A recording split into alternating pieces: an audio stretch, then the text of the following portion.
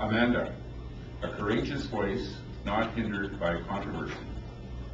A courageous voice not hindered by controversy. Amanda.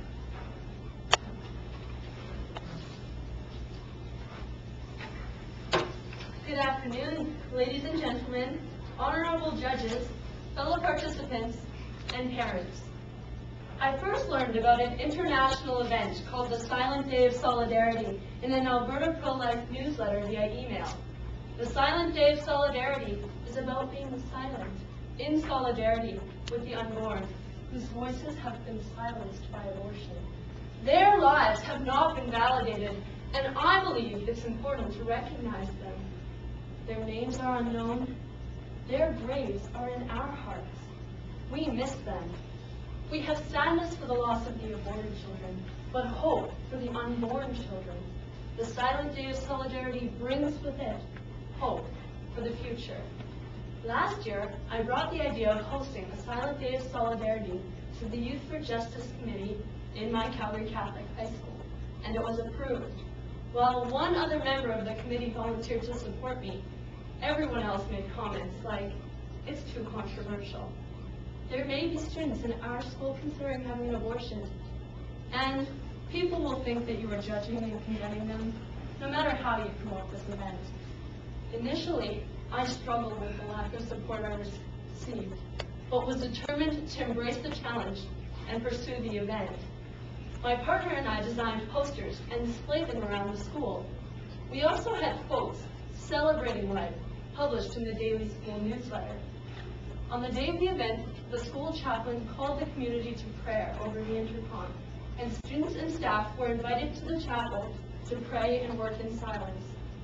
Despite the lack of attendance in the chapel, I thanked God for the event and for the work that He was doing through this day. The next day, the chaplain approached me and said, "Amanda, what happened yesterday was worth 110% of your effort. It made a difference to at least one person."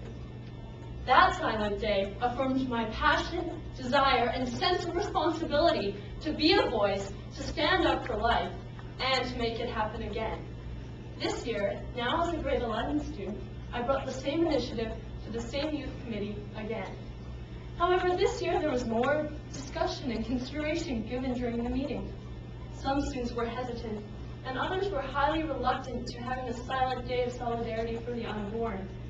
One student commented saying, "I'm pro-life, but I understand and respect that others are not." And as a group, they concluded that they did not want to be affiliated with this type of an event. Another student questioned, "Why don't we just do something like this for Mothers Against Drunk Driving? That would be less controversial." After that, as a group, we realized that we had been struggling with what exactly constitutes social justice. It was disappointing to see how the teacher coordinators of this Youth for Justice Committee tried to close the discussion and shift to our annual focus of homelessness. Surely everyone is in support of affordable housing, right? I thought, I can accept the fact that I do not have support from this student group. However, it's not acceptable to avoid the dialogue that was emerging as we grappled with these issues simply because some people felt uncomfortable. That's social justice. After that, I received permission from my school principal to pursue the event and coordinate it on my own.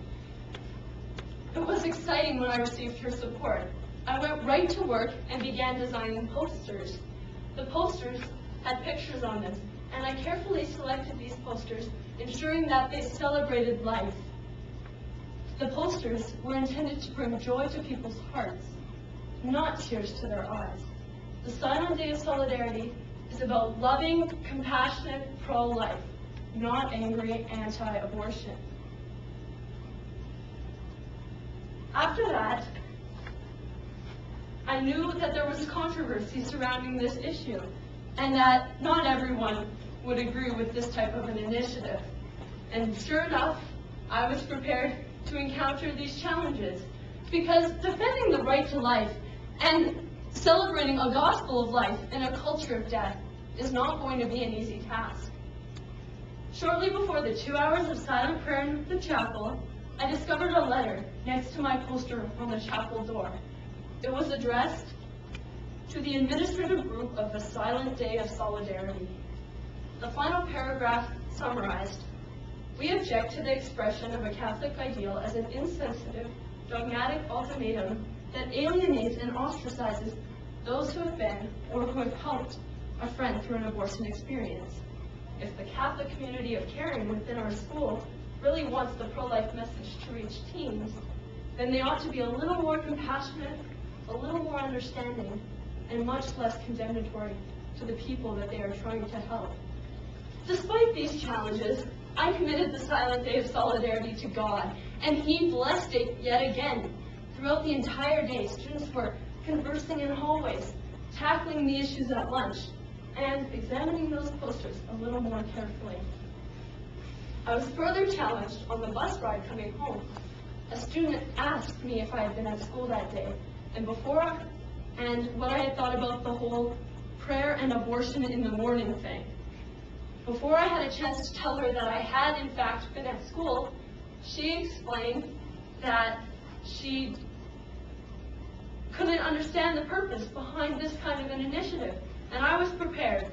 I questioned her and asked, "What do you think the purpose of this Silent Day of Solidarity was?" And she said, "Judging by the chaplain's message, it sounded like the purpose was simply to raise awareness, to get everyone talking about it, and make some waves in the school, maybe even to swerve them towards the pro-life Catholic belief." It was a challenge to pursue this endeavor, but it was worth it. There's going to be controversy, but today I want to challenge all of you present here to be challenged by that controversy and not hindered by it. And because life is sacred and human dignity must be upheld, let all of us be the courageous voices for those who are silently waiting to be born.